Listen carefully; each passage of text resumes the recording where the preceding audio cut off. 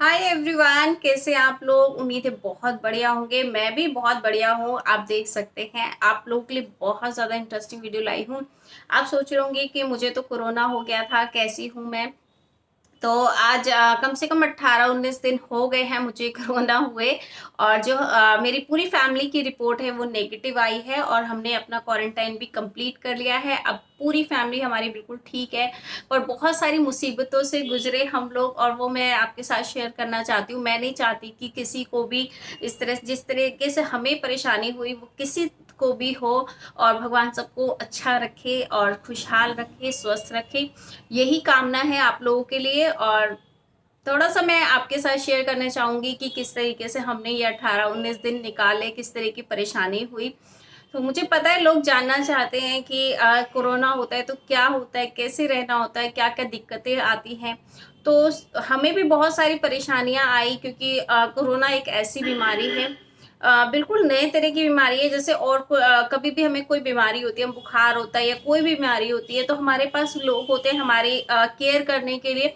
अगर मुझे ज़रा सा भी बुखार हो जाता है तो मेरे हस्बैंड होते हैं या मेरी पूरी फैमिली होती है हमारी केयर करने के लिए। पर जब कोरोना होता है ना, तो आपको अकेले एक कमरे में छोड़ दिया जाता है और सब कुछ आपको खुद करना होता है। सिर्फ बाहर से आपको खाना पकड़ा दिया जाएगा और सब कुछ आपको बाहर से मिलेगा। कुछ कोई भी आपके रूम में नहीं आ सकता। सबसे बुरी चीज़ अगर मुझे कोरोना में लगती है तो यही लगती है। बाकी और ऐसी कुछ हमें ज़्यादा प्रॉब्लम हुई नहीं। बस एक ही चीज़, जो आइसोलेशन में रहना होता है ना, वो चीज़ बहुत बेकार है इस बीमारी में। अपना अपनों से दूर हो जाता है, आपके कमरे में कोई नहीं आ सकता, दूर रहते हैं सारे लोग। क्योंकि एक ऐसी बीमारी है, मान सकते हैं छुआछूत की बीमारी, जिस तरीके से एक इंसान से बहुत सारे लोगों को ये बीमारी फैल जाती है। तो जैसे कि आप जानते हैं कि मेरे घर में भी 6 लोगों को कोरोना हो गया था। सबसे पहले जो मैंने आपको पिछली वीडियो में बताया था कि सबसे पहले मेरी जिठानी के बेटे को हुआ था। और अभी तक हमें उसे भी नहीं समझ में आया कि आखिर उसे हुआ कैसे, कहाँ से हुआ। अ, वो एक्चुअली जिम भी जा रहा था या फिर बाहर का भी खाना खा रहे थे। हम लोग तो अवॉइड करते हैं, हम लोग इतना बाहर का नहीं खाते हैं क्योंकि जब से कोरोना हुआ है हम लोग घर का ही खाते हैं। और वैसे भी मैं इतनी सारी रेसिपीज बनाती हूँ तो मुझे हम लोगों को बाहर का जल्दी लाने की ज़रूरत नहीं पड़ती है। पर पता नहीं कहाँ से कैसे हो गया, हमें खुद भी नहीं समझ में आ रहा। पर मैं चाहती हूँ कि आप लोग जिन लोगों को नहीं हुआ है, बी सेफ और हमेशा मास्क लगा के रहें। ज़्यादा घूमें नहीं बाहर। मुझे नहीं लगता है कि आपको ज़्यादा जाना चाहिए क्योंकि अभी क्या है ना कि लॉकडाउन जब से खुला है लोगों ने बाहर घूमना शुरू कर दिया है। कि उन्हें लग रहा था कि हम इतने दिनों से अंदर कैद थे, अब एकदम से लॉकडाउन खुलते ही ना सारे घूमने शुरू हो गए। बहुत लोग तो मास्क भी नहीं लगा रहे हैं। तो यही चीज होती है, जहां पे हम सेफ्टी मेजर्स लेना छोड़ देते हैं वहीं पे एकदम से फिर वो बीमारी आ जाती है। और कोरोना इस टाइम अपने पीक पे है, बहुत ज्यादा फैला हुआ है, बहुत लोगों को हो रहा है। तो इसलिए बिल्कुल भी लापरवाही ना करें, सैनिटाइजर का यूज करें, सेफ्टी मेजर्स लें और मास्क लगा के रखें जब भी बाहर जाए। और कोशिश करें कि कम से कम बाहर जाए, जब जरूरत हो बहुत ज्यादा तभी बाहर निकलें। क्योंकि ये एक ऐसी बीमारी है कि बहुत खतरनाक भी हो सकती है और बहुत लोगों के लिए बहुत आसान भी है। कोरोना उनको हो भी जाता है, पता भी नहीं चलता कब वो ठीक हो गए। और बहुत लोगों के लिए जानलेवा भी हो सकती है। तो हर इंसान पे डिपेंड करता है। अब बहुत सारे लोग सोचते हैं कि हमारी इम्यूनिटी तो बहुत ज़्यादा स्ट्रांग है। मुझे भी ऐसा लगता था कि मेरी इम्यूनिटी स्ट्रांग है, मुझे कोरोना नहीं हो सकता। पर फिर भी मुझे हो गया। और बहुत सारे लोग ऐसे सोच रहे हैं कि हम तो गिलोय पीते हैं, हम लोग तुलसी रस पीते हैं, हम लोग काढ़ा पीते हैं। और मैं आपको बताना चाहूंगी कि मैं भी गिलोय पीती थी, काढ़ा भी पी रही थी, तुलसी रस भी पी रही थी, और इसके बावजूद भी मुझे कोरोना हो गया। तो इस गलत फहमी में बिल्कुल ना रहें कि हम गिलोय पी रहे हैं या काढ़ा पी रहे हैं, हमें बिल्कुल भी नहीं होगा कोरोना। तो कोरोना किसी को भी हो सकता है। और कितनी भी उसकी स्ट्रांग होगी इम्यूनिटी, कोरोना एक ऐसी बीमारी है वो किसी को भी हो सकती है, किसी को बख्शती नहीं है ये। तो ये चीज मैंने देखी। हम लोग मेरी पूरी फैमिली, बच्चे से लेके बड़े तक, सभी को 6 लोगों को कोरोना हुआ और सबकी एज बिल्कुल डिफरेंट है। तो जो कोरोना होता है ना, वो इफेक्ट किसको ज्यादा करता है, ज्यादा किस अभी जो मेरा बेटा है वो 10 साल का है और उसको एक भी दिन बुखार नहीं हुआ, एक खांसी नहीं हुई, बिल्कुल भी खांसी जुकाम उसको कुछ हुआ ही नहीं। और वो कोरोना पॉजिटिव आया था। तो ये जो यंग एज के बच्चे होते हैं, जैसे 10 से 20 साल के आप मान सकते हैं, उनकी इम्यूनिटी थोड़ी स्ट्रांग होती है, तो उनको उनके अंदर लक्षण भी कम आते हैं, सिम्टम्स कम नज़र आते हैं, और उन वो जल्दी रिकवर कर लेते हैं। पर अगर आपकी एज इससे छोटी है, 10 से छोटे जो बच्चे हैं, उनको ये इफ़ेक्ट बहुत ज़्यादा कर सकता है।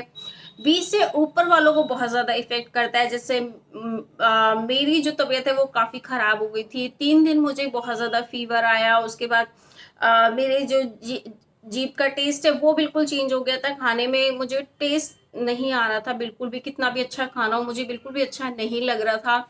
और जो मेरी बेटी है उसकी एज है 16, और उसको उसकी तो स्मेल चली गई थी, उसे कुछ भी स्मेल नहीं आ रहा था, फ़ीवर उसको भी हुआ था।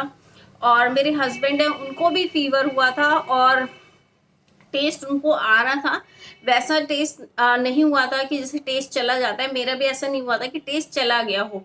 पर जो दवाइयाँ खाने से जीभ कड़वी हो जाती है ना, वैसा कड़वापन आ रहा था, पानी पियो तो वो भी नीम की तरह लग रहा था, इतना कड़वा हो गया था।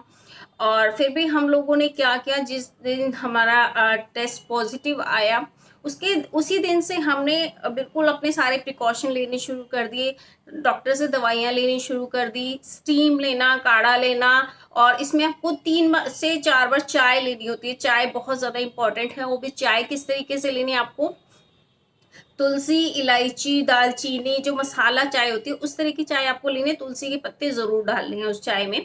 तो 3 से 4 बार आपको चाय लेनी है। चाय बहुत ज़्यादा इंपॉर्टेंट है इस बीमारी में। तो हमने भी क्या किया, 4 बार हम चाय, 3 से 4 बार हम चाय लेते थे। अगर 4 बार चाय ले रहे तो काढ़ा लेने की ज़रूरत नहीं है। अगर 3 बार चाय ले रहे तो 1 बार काढ़ा ले सकते हैं। काढ़ा बहुत लोग क्या करते हैं ना, घबराहट में 3-4 बार काढ़ा लेना शुरू कर दे, तो वो आपको नहीं लेना, क्योंकि काढ़ा बहुत ज़्यादा गर्म होता है, आपका लिवर वगैरह खराब कर सकता है, आपको उससे ज़्यादा प्रॉब्लम हो सकती है। तो इसलिए बिल्कुल भी डरना नहीं है, घबराना नहीं है, बहुत ही पेशेंस से काम आपको लेना है। अगर कोरोना हो गया है, 15 दिन क्वारंटाइन रहें, अपने कमरे में रहें, साफ सफाई का बहुत ज़्यादा ध्यान रखें, आपके कपड़े धुलने चाहिए डेली, आप अपनी बेडशीट चेंज करें, अपने कमरे की सफाई करें, और हर चीज़ का ध्यान रखें बिल्कुल। और नहाना है डेली। तो बहुत लोग सोचते हैं बुखार है हम नहीं नहाएंगे, तो ऐसा नहीं करना है। मैं बुखार, मेरे को 103 तक बुखार हो गया था, फिर भी मैं डेली नहाती थी, बिल्कुल भी मैंने एक भी दिन ऐसा नहीं गया कि मैं नहीं नहाई। सब कुछ मतलब इतनी सफाई का हम ध्यान रखते थे। और फिर 1 हफ्ते हम लोगों को थोड़ी सी दिक्कत हुई थी, उसके बाद हमारा जो रूटीन है वो फिर से ठीक होना शुरू हो गया था, और मतलब कोरोना का असर बिल्कुल ख़त्म होना शुरू हो गया था। 16 दिन पे हमने अपना कोरोना का टेस्ट करवाया, जो कि फिर से नेगेटिव आया, और ये हमारे लिए बहुत ज़्यादा खुशी की बात है कि हम लोग बहुत ही आसानी से इससे बच गए। एक बहुत ज़्यादा खतरनाक हो सकता है कोरोना, तो ध्यान रखें। अगर आप मोटे हैं तो बहुत ज़्यादा आपको सेफ्टी मेजर लेना है, और अगर आपकी एज बहुत ज़्यादा है, 50 के ऊपर है आपकी एज, तो भी आपको बहुत ध्यान रखना है अपनी सेहत का। और अगर आपको कोरोना हो भी जाता है, तो जैसे ही आपको लगे कि आज फर्स्ट डे मुझे फीवर आ गया, तो आप फटाफट कोरोना टेस्ट करवाइए। बहुत लोग क्या कर रहे हैं कि फीवर होता है, टेस्ट नहीं करवाते हैं, और ना करवाने की वजह से ना क्या होता है, वो पूरी फैमिली में इसको फैला देते हैं। तो अब एक इंसान की गलती से पूरी फैमिली इसकी सजा भुगतती है, और फिर वो लोग बाहर जाते हैं, तो फिर बाहर भी ये बीमारी फैल जाती है। तो प्लीज प्लीज आपसे रिक्वेस्ट है हाथ जोड़ के, अगर आपको लग रहा है बिल्कुल भी आपकी तबीयत थोड़ी भी खराब हो रही है, तो आप कोरोना टेस्ट जरूर करवाएं। ये हो सकता है आप इस बीमारी से ठीक हो जाएं, आपकी इम्यूनिटी स्ट्रांग है, पर हो सकता है कि आपकी इस छोटी सी गलती से आपकी फैमिली में कोई इसका शिकार हो जाए, और उसके लिए ये जानलेवा हो जाए। तो ये बहुत ज़्यादा खतरनाक बीमारी है, बहुतों के लिए आसान भी लग रही है कि कुछ नहीं हुआ, हम तो ठीक हो गए, पर बहुत लोग की इससे जान भी जा रही है, बहुत ज़्यादा खतरनाक है। तो कुछ चीज़ों का आपको ध्यान रखना है। अगर आपको लग रहा है आप बीमार रहते हैं ऑलरेडी, तो आपको बहुत ज़्यादा सेफ्टी मेजर लेने हैं, बहुत ज़्यादा घर से बाहर ना निकलें, और अपनी इम्यूनिटी का ध्यान दें, और विटामिन सी आपको बहुत ज़्यादा लेना है इसमें। और जितनी भी न्यूट्रिशनल खाना है, यानी बैलेंस डाइट है, बाहर की चीज़ें अवॉइड करें, अच्छा ताज़ा और सेहत वाला खाना खाएं जिसमें ज़्यादा न्यूट्रिशन होता है। और आप विटामिन सी के लिए आप मौसमी का नींबू ले सकते हैं, उसके अंदर विटामिन सी बहुत ज़्यादा होता है। मौसमी का जूस पी सकते हैं, संतरी का जूस पी सकते हैं, नहीं तो उसे खा भी सकते हैं। और ऑक्सीमीटर ज़रूर रखें ताकि आप हर टाइम अपना ऑक्सीजन लेवल चेक करें। और एक एक थर्मामीटर आप लोगों का अलग अलग होना चाहिए। एक ही थर्मामीटर पूरी फैमिली मेंबर यूज़ ना करें, सबका अलग अलग रखें क्योंकि एक से फिर दूसरे को इन्फेक्शन हो सकता है। तो टेम्परेचर चेक करें, अपना पल्स रेट चेक करें, अपना ऑक्सीजन लेवल चेक करें। और दिल्ली गवर्नमेंट का अगर मैं रोल बताऊं आपको, मैंने कहा था कि मैं बताऊंगी। दिल्ली गवर्नमेंट से हमें डेली डॉक्टर्स के फ़ोन आते थे सुबह और शाम हमारी तबीयत पूछने के लिए। मेरी बेटी का अलग आता था, मेरा अलग आता था, मेरे हस्बैंड का अलग आता था। तो हम लोगों का सबका सुबह शाम डेली डॉक्टर्स के फ़ोन आते थे कि अगर आपको कोई प्रॉब्लम हो तो आप हमें बताइए। अगर तो दिल्ली गवर्नमेंट का बहुत अच्छा रोल था। मैं नहीं कुछ भी कमी बताऊंगी क्योंकि सुबह शाम हमें डेली फ़ोन आता था। 11 दिन तक आपको फ़ोन आएगा दिल्ली गवर्नमेंट के डॉक्टर्स का। और वो आपका टेम्परेचर पूछते हैं, आपका पल्स लेवल पूछते हैं, ऑक्सीमीटर पूछते हैं और फिर आपको बोलते हैं कि अगर आपको 100 से टेम्परेचर आपका ऊपर जाता है तो आप 1075 पे कॉल करके हमें बता सकते हैं, एम्बुलेंस आएगी, आपको हॉस्पिटल लेके जाएगी। तो ये चीज़ मुझे बहुत अच्छी लगी। मैं बहुत लोग बदनाम करते हैं दिल्ली गवर्नमेंट को, तो मुझे नहीं लगता कि ऐसे हमें कुछ प्रॉब्लम हुई। साथ ही उन लोगों ने हमसे पूछा कि क्या आपके पास ऑक्सीमीटर है, आप लोग इतने सारे लोग एक घर में बीमार हैं तो एक ऑक्सीमीटर ज़रूर होना चाहिए। तो हमने बोला कि नहीं, हमारे पास तो नहीं है और हमें कोई आ, सांस लेने में कोई दिक्कत नहीं है हम लोगों को। तो उन्होंने कहा कोई बात नहीं, अगर आपके सांस लेने में कोई दिक्कत नहीं है फिर भी आपके पास एक ऑक्सीमीटर ज़रूर होना चाहिए। तो हम आपको एक ऑक्सीमीटर भेज देंगे, आपको 15 दिन तक अपने साथ रखना है, 15 दिन बाद आप हमें वापस कर दीजिएगा। तो उन्होंने हमें वो ऑक्सीमीटर हमारे घर पे भिजवाया और अभी तक वो रखा हुआ है, लेने नहीं आए हैं। और हमने रखा हुआ है कि हमें तो देना ही है, रखा हुआ है। तो वो हमारे बहुत काम आया ऑक्सीमीटर। उससे क्या होता है कि अगर आपका ऑक्सीजन लेवल 95 से नीचे जाता है, 95 इज द लास्ट, 95 अगर आ भी जाता है तो भी आपको एम्बुलेंस को कॉल करना है और एम्बुलेंस आएगी, आपको हॉस्पिटल लेके जाएगी। तो और अगर आपका टेम्परेचर 100 से ऊपर जाता है तो भी आपको 1075 पे कॉल करना है और एम्बुलेंस आ जाएगी, फटाफट से आपको हॉस्पिटल लेके जाएगी। तो दिल्ली गवर्नमेंट का रोल बहुत अच्छा रहा। एक चीज़ मैं बोलना चाहूँगी कि वो जो घर के सामने पोस्टर लगा देते हैं, अच्छी बात है। मैं तो ये नहीं कहूँगी कि बेकार चीज़ है, घर के बाहर पोस्टर लगा दिया हमारा नाम लिख के। थोड़ा सा जो आसपास के लोग होते हैं ना, वो बहुत ही अजीब सा बिहेव करते हैं, जैसे कि हमने पता नहीं कोई गुनाह कर दिया क्या। गवर्नमेंट का रोल बहुत अच्छा रहा। एक तो और उन्होंने एक वॉलंटियर भिजवाया था, एक सिविल डिफेंस का एक आदमी जो हमारे घर के बाहर बिठाया गया था। तो हमें पहले लग रहा था स्टार्टिंग में कि शायद ये हमारे पर निगरानी रखने के लिए, ये हमें घर से बाहर नहीं निकलने देगा, हमें कहीं जाना है, दवाइयाँ मंगवानी है या कुछ भी काम है, हमें बाहर से कुछ खाने का मंगवाना है, तो वो हमें जाने ही नहीं देगा। तो पहले वो 4-5 दिन तक हमारे घर के आगे बैठा रहा। फिर हमने एसडीएम को फ़ोन किया कि ऐसा आपने क्यों किया इसको। 2 अक्टूबर को हमारे जो क्वारंटाइन था वो ख़त्म हो रहा था, 17 दिन का क्वारंटाइन था जो पर्चा लगा हुआ है हमारे घर के बाहर। तो फिर एसडीएम के ऑफिस से फ़ोन आया कि हमने आपके घर के सामने पहरेदार नहीं बिठाया, ये आपकी हेल्प के लिए है। अगर आप बीमार हैं, आपको कुछ भी चाहिए, डॉक्टर की हेल्प चाहिए या कोई सामान मंगवाना है, कोई दवाई मंगवानी है, तो आप इस इंसान से मंगवा सकते हैं।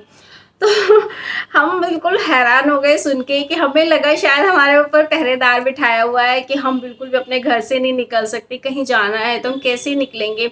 और उन्होंने बोला कि अगर आपको जाना है तो आप इनको बोल के जा सकते हैं कि हम यहाँ पे जा रहे हैं या हम ऑफिस जा रहे हैं, तो आपको ये मना नहीं करेगा बिल्कुल भी। बस ये आपकी हेल्प के लिए बिठाया गया है। अगर आपको एम्बुलेंस बुलानी है या डॉक्टर को बुलाना है या दवाई लानी है या कोई खाने का सामान लाना है, तो ये आपकी हेल्प के लिए बिठाया गया है। तो बहुत ही खुशी हुई। हम लोग शायद हमें बहुत बड़ी गलतफहमी हो गई थी और हमें लगा शायद गली में किसी ने कंप्लेंट कर दी है कि ये लोग घर से बाहर निकलते हैं, इसलिए हमारे ऊपर इस तरीके की सिक्योरिटी लगाई गई है। तो दिल्ली सरकार का जो रोल था वो बहुत ही अच्छा था। इसमें बहुत अच्छा लगा मुझे और अप्रिशिएटिंग था। तो अभी हम पूरी जो फैमिली है वो ठीक हो चुकी है और मैं सभी लोगों के लिए कामना करूँगी कि आप लोग भी ठीक हो। और इतने सारे लोगों के कमेंट आए, आप लोगों ने इतनी दुआएँ दी, मेरे लिए माँगी, इतनी विशेज़ दी, तो बहुत अच्छा लगा कि आप लोग मेरी इतनी परवाह करते हैं। आपकी ज़िंदगी में मैं भी कुछ मैटर करती हूँ। तो आप लोगों का बहुत-बहुत शुक्रिया, जिन लोगों ने भी मेरे लिए भगवान से प्रार्थना की, तो बहुत अच्छा लगा। तो अभी फ़िलहाल मैं बिल्कुल ठीक हो गई हूँ, मैं काम पे अपने वापस आ गई हूँ। आप देख रहे होंगे मैं वीडियोज़ डालना मैंने स्टार्ट कर दिया है। तो आप मेरी वीडियोज़ देखिए और मैंने बहुत कुछ नया भी सीखा है इस क्वारंटाइन में। मैंने केक क्लासेस वगैरह भी थोड़ी ली हैं। तो मैं कोशिश कर रही हूँ कि आपके साथ केक वगैरह की रेसिपीज़ नई-नई शेयर करूँ, जो मैंने सीखा है। तो आई होप आपको अच्छी लगेंगी। जो मैंने अपने क्वारंटाइन का जो टाइम था वो मैंने स्पेंड किया केक सीखने में, बहुत सारी केक रेसिपीज़ सीखी हैं। तो आप बताइएगा कौन-सा केक देखना चाहते हैं, तो मैं उस रेसिपी को अपलोड करने की पूरी कोशिश करूँगी। और मिलती हूँ एक नए व्लॉग में। Till then good bye.